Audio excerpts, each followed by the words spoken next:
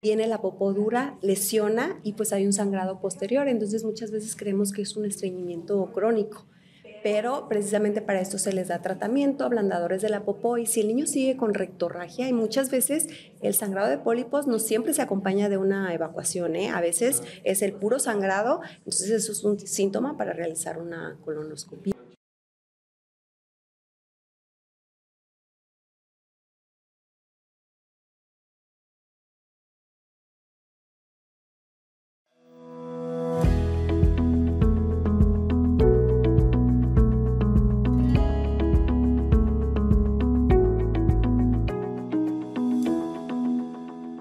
¿Te ha pasado que tu pequeño se queja de dolor en la pancita o has detectado síntomas que no sabes si pueden ser dolor abdominal?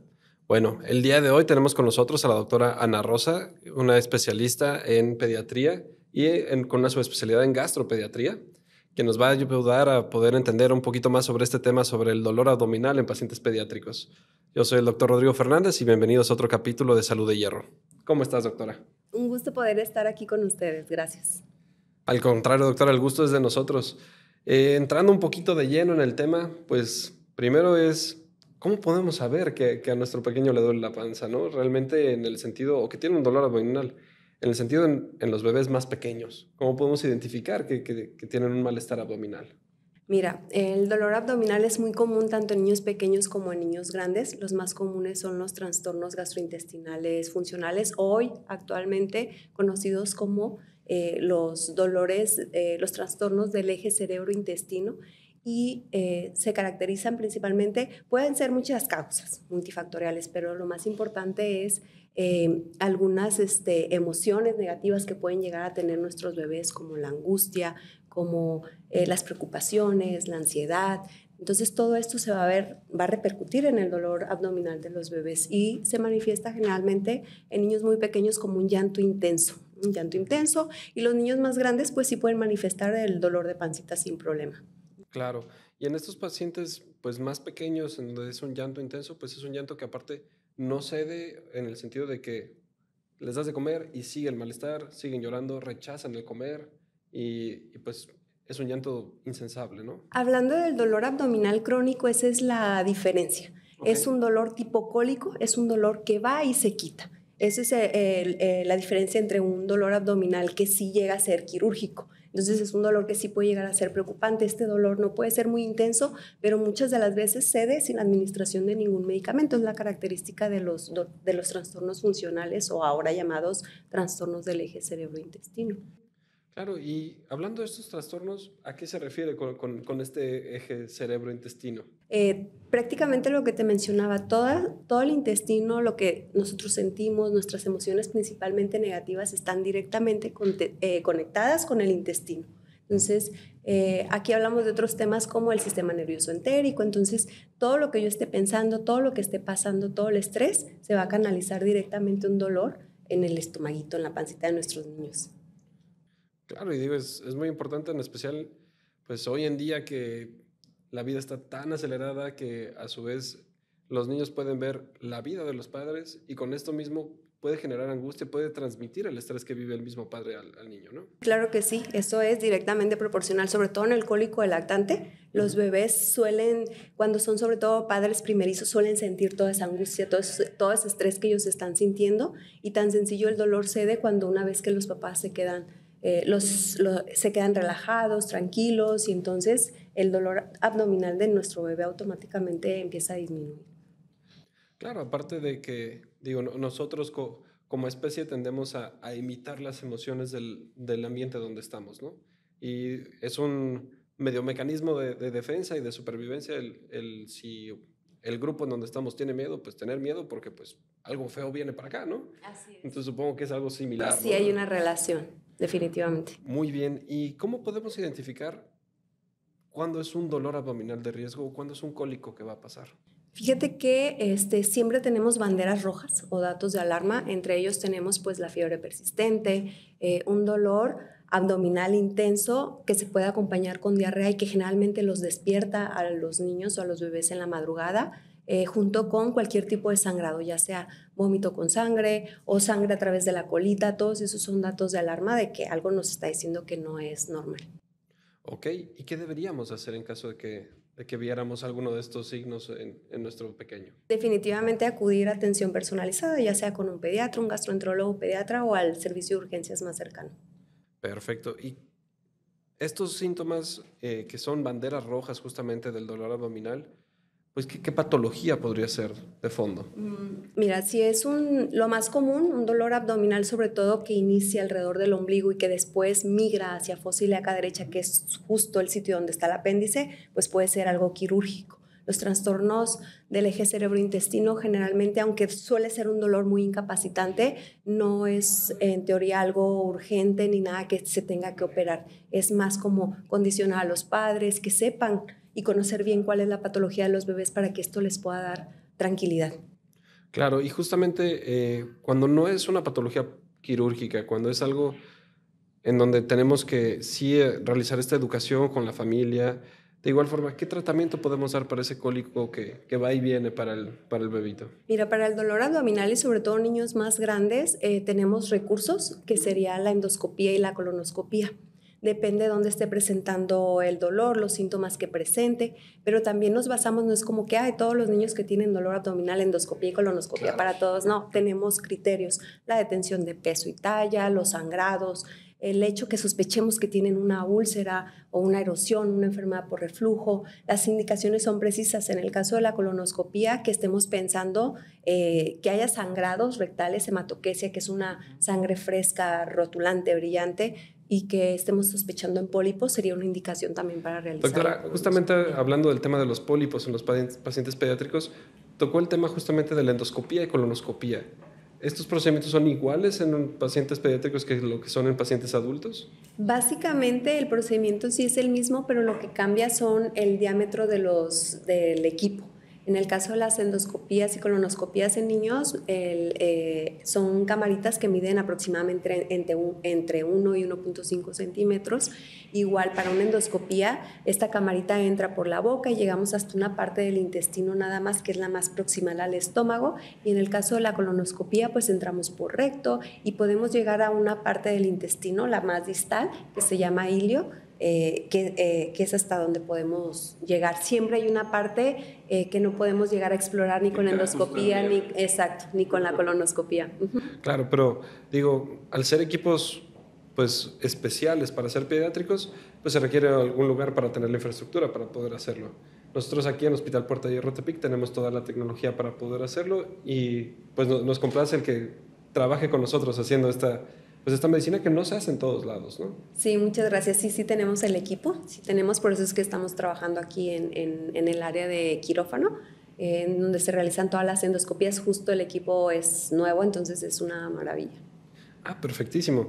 Y digo, ¿qué complicaciones puede haber en el procedimiento de una colonoscopía o de una endoscopía? Sé que son procedimientos relativamente bastante seguros. Sí, son procedimientos muy, muy seguros, pero siempre existe el riesgo como todo, como el riesgo de la anestesia, pero es el 99% seguro, el 1% de complicaciones y hasta el momento no hemos tenido ninguna.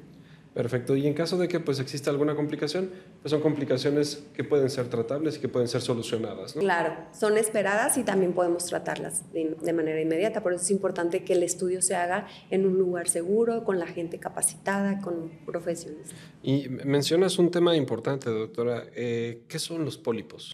Ok. Los pólipos son unas formaciones anormales en la mucosa del recto o de cualquier trayecto del intestino que generalmente ocasionan sangrados. Estos sangrados generalmente, estos pólipos suelen ser únicos, a veces la situación más común es en el recto, es juvenil, es benigno, entonces no tiene generalmente otra repercusión.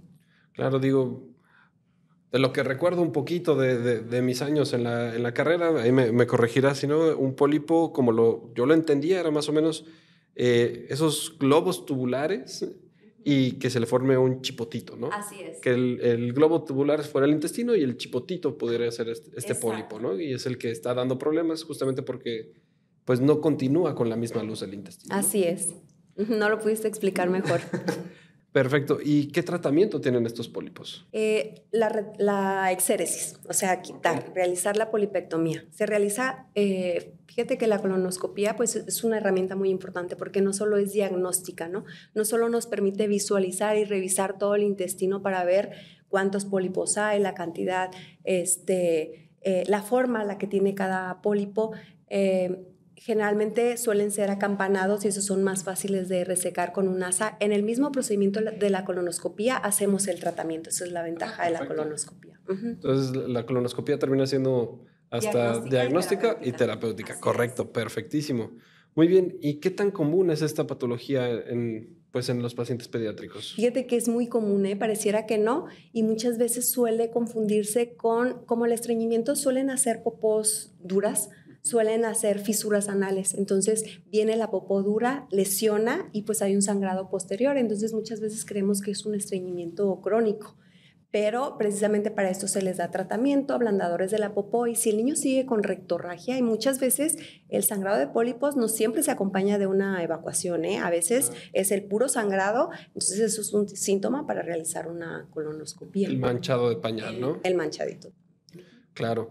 No, y digo, realmente es hasta cierto punto muy interesante el saber que de un dolor abdominal podamos llegar hasta hablar de pólipos, ¿no? Así es. Y creo que justamente, y lo mencionaste hace poco, la apendicitis también, ¿no? En el sentido de que un dolor abdominal es uno de los diagnósticos que pueden ser de los más abiertos que existen en medicina. Que pueden ¿no? ser mil cosas, ¿no? Que pueden ser mil cosas, efectivamente. Y ya mencionamos algunas banderas rojas de cuándo acudir justamente a pedir ayuda, a una valoración. Sin embargo, también es importante si son síntomas que persisten, o sea, si es un cólico recurrente, que todos los días le da, que recurrentemente está batallando con ello, pues también hay que acudir con un especialista, ¿no? Sí, claro que sí, sobre todo si estamos pensando ya en enfermedades más raras, no enfermedades sistémicas como la enfermedad celíaca, enfermedad inflamatoria intestinal o una esofagitis eosinofílica, menos comunes, pero que también las hemos detectado. Claro, o también algunas más comunes como podría ser alguna intolerancia alimenticia, ¿no? Ah, sí, claro que sí. Que también puede causar hasta cierto punto irritación, distensión, Casi las mismas sintomatologías. Y cólicos. Exacto. A fin de cuentas, dolor de abdomen también, ¿no? Aquí, ¿cómo podríamos identificar justamente o diferenciar entre es un cólico normal o es un cólico más recurrente? ¿Qué tantos días puede ser normal el cólico, en especial en un lactante, no en un bebé pequeño? Mira, para un trastorno del eje cerebro-intestino, generalmente es un dolor que lleva más de 3 meses de evolución. Se puede presentar más de 3 veces por semana, es un dolor recurrente que puede o no ceder a la administración de medicamentos. Pero un dolor que nos llame la atención generalmente es un dolor intenso que no se quita, persiste y no se quita hasta que encontramos la causa, que muchas veces puede ser o que el intestino esté dobladito o una apendicitis o algo que sí requiere una atención inmediata, pero ya estaríamos hablando de patologías quirúrgicas. Claro, de una patología mucho más urgente, ¿no? Así es. De igual forma, algo que siempre hacemos en nuestros episodios es justamente recordarle a la audiencia la importancia de poder acudir con un médico y con un especialista a tiempo, ¿no? Hay que recordar que en el caso de pediatría, pues tenemos consultas de seguimiento que son periódicas y que son muy importantes no solo para poder prevenir este tipo de patologías quirúrgicas, sino también para ver pues el crecimiento, desarrollo y muchas otras cosas. Sin embargo, ¿cada cuándo se tiene que visitar el pediatra? Mira, en los primeros 6 meses la cita recomendada es cada mes, ya después de los 6 meses al año cada 2 meses y después del año puede ser una visita cada 6 meses y luego ya cada año o cada 2 o 3 años. Sí es importante que lo menciones porque los niños generalmente, sobre todo si son menores de 2 años, no saben decirnos qué les duele, qué les pasa, y entonces ahí sí se necesita la valoración o el ojo clínico de un experto. Claro, hasta cierto punto hay que convertirse en un detective para saber qué es lo que está pasando, ¿no? Así es. Y que puede ser algo muy fácil de tratar o puede ser algo que se puede detectar a tiempo y que puede cambiar el pronóstico de manera importante, ¿no? Claro que sí. Entonces, ahí sí es la importancia de poder atenderse de manera oportuna y por un especialista. Así es, para evitar complicaciones sobre todo. Muy bien, doctora. Y ahora, en el tema del cólico, justamente en eje cerebro-intestinal, Aparte del tratamiento que se le da o la educación que se le da y el entrenamiento que se le da a la familia, ¿qué tratamiento se le puede dar al paciente? ¿Cómo lo podemos ayudar? Ahora se le ha estado dando mucho auge a los prebióticos, posbióticos, prebióticos, porque como son multifactoriales, influye mucho los cambios en la microbiota o llamada antes flora gastrointestinal. Entonces, un antiespasmódico, precisamente por las características de este dolor que te decía que es como un espasmo, como un dolor, y la tranquilidad de los papás, la educación a los papás, creo que es lo más importante, que entiendan que no les está pasando nada malo a sus niños, que sí existe el dolor, no es como que se lo estén inventando, aunque estos trastornos sean ya llamados eje cerebro-intestino, sí existe el dolor y que puede ser muy incapacitante y que también hay formas de tratarlos y ayudarlos. Y doctora, digo, ya acercándonos a la recta final un poquito, una de las dudas que nos surgía a la hora de preparar justamente la plática era, ¿qué tanto influye la alimentación?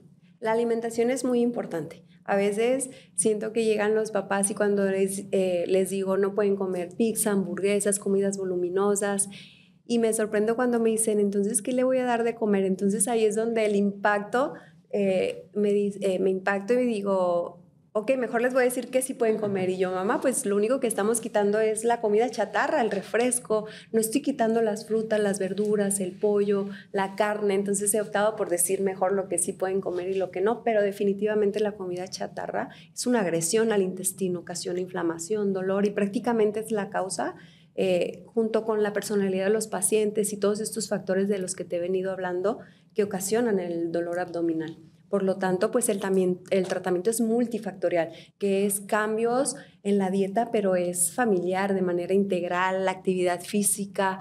A veces este dolor necesitamos canalizarlo y la terapia conductual o la terapia con psicología llega a ser importante junto con los cambios en la dieta, que es básicamente eliminar todo lo procesado, todo lo que tiene sellitos, toda esta comida chatarra que ha venido a perjudicar la pancita de nuestros bebés.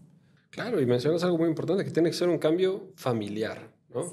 Realmente va a ser muy complicado que nuestro paciente, en este caso, pues un lactante o un paciente pediátrico o un niño, justamente tenga una alimentación balanceada, bien ejecutada, con el plato del bien comer, mientras el resto de su familia no sigue este estilo de vida, ¿no? Realmente es un cambio que va a tener que ser de la familia completa. Sí, claro que sí, pues sí, no me imagino el niño comiendo verduras y pollito y los papás con una rebanada de pollo frito o un pedazo de carne, o sea, no, sí debe ser familiar.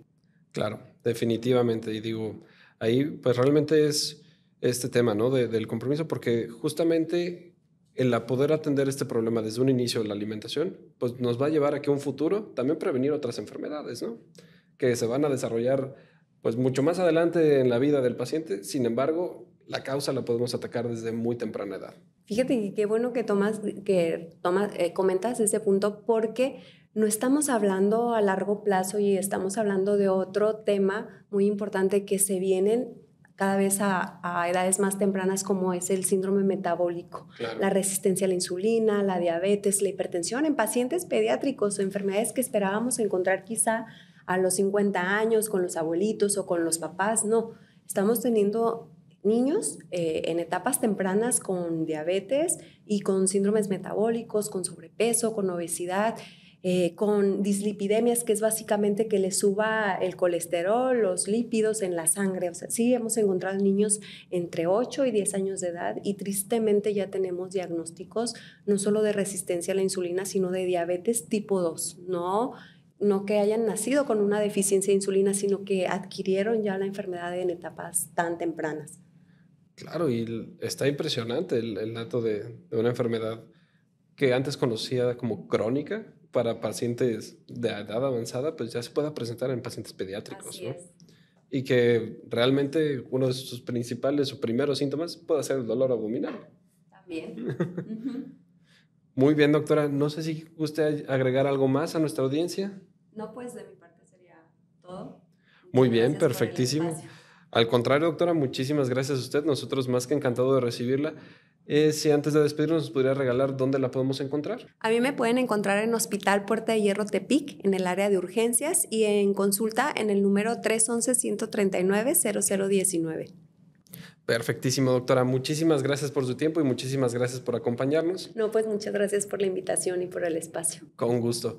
De igual forma, muchísimas gracias a todos los que nos sintonizaron en el episodio del día de hoy. No se olviden de seguirnos en nuestras redes sociales, suscribirse y regalarnos un like. Y recuerden que para tener una salud de hierro hay que mantenernos informados.